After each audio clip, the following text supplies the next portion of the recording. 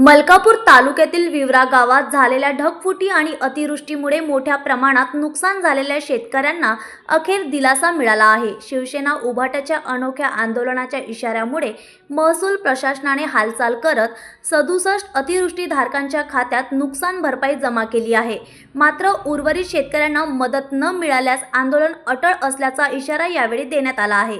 मलकापूर तालुक्यातील ग्राम विवरा येथे 16 सप्टेंबर 2025 रोजी ढगफुटी होऊन झालेल्या अतिवृष्टीमुळे शेतातील उभी पिके वाहून गेली, शेतजमीन खरडून गेली, तर अनेक घरांमध्ये पाणी शिरल्याने अन्नधान्य व जीवनावश्यक साहित्याचे मोठे नुकसान झाले होते।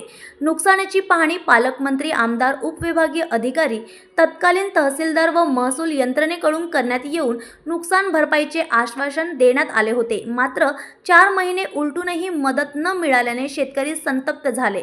या पार्श्वभूमीवर शिवसेना उभाटा पदाधिकाऱ्यांनी तहसील कार्यालयात पाल ठोकून झिंगे बोंबील भुजो आंदोलनाचा इशारा दिला होता। या आंदोलनाच्या धास्तीने 17 डिसेंबर रोजी तब्बल 4,67,000 रुपये 67 अतिवृष्टीधारकांच्या खात्यात जमा करण्यात आले। उर्वरित शेतकऱ्यांच्या खात्यात 2 दिवसात मदत जमा न झाल्यास आंदोलन करण्यात येणार असल्याचा इशारा शिवसेना उपजिल्हा प्रमुख गजानन ठोसर यांनी दिला आहे। न्यूज एक्सप्रेस करिता अखिल बुलढाणा।